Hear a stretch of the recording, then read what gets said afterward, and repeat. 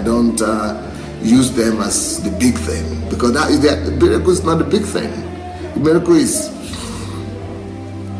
that's why the Bible says that miracle is for children. It's children's bread. It's not for adults. It's not for grown-up people. It's not for thinking people. It's for, like, Ralph Waldo Emerson said, it's for shallow men. It's for shallow people. It's either for children or for, for weak people. Weak people. So when we now reduce ourselves and our lives to only waiting for miracles, we make ourselves weak. When we reduce ourselves to people who are only waiting for chance and luck, we dishonor not just ourselves, we dishonor God. Even though God himself is the miracle worker, but when you begin to wait for miracles, you dishonor God. Even though God himself is the biggest miracle worker in the world, God himself is the one that came about the ideas of miracle. But once you begin to fold your hands and only wait and pray for miracles, you give God a dirty slap in the face. That is a slap in God's face. Waiting. Underline the word waiting. Waiting for miracles. When you begin to wait for miracles or run after miracles or expect miracles, you give God a slap in the face. Miracles are not for grown men. Miracles are not for matured men. Miracles are children's bread. Miracles are for children or for unbelievers.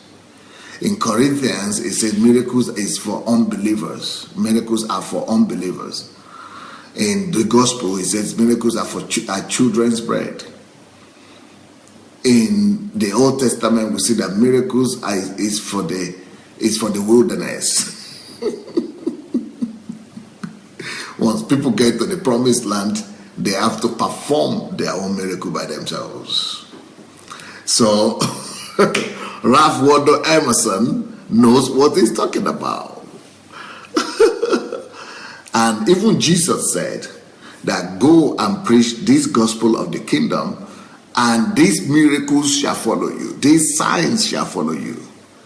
So even God, even Jesus will feel insulted when we begin to wait for miracles or run after miracles or expect miracles. Jesus expects miracles to run after you. Jesus does not expect you to run after miracles. Miracles should follow you. Miracles should run after you. You should not reduce yourself to any that runs after miracles. When you begin to run after miracles, you reduce yourself. You dehumanize yourself. You devalue yourself. When you begin to wait for miracles, run after miracles, you make yourself of lower quality than you really are. You reduce your significance. You reduce your essence. That is why I said, these signs shall follow. Who is following who? Is it the man created in God's image that is following miracles, running after miracles? Or miracles running after the man?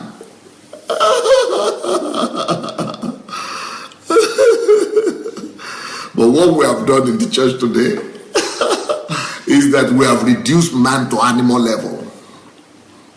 We have reduced humans to the level of animals. So we just reduce them to insignificant, irrelevant human beings that are too weak to determine and decide their destinies. so weak that the only thing we educate them in is we just educate them that they are too weak to do anything, to make anything happen, that the only thing they can do is to helplessly be running from one miracle center to the other.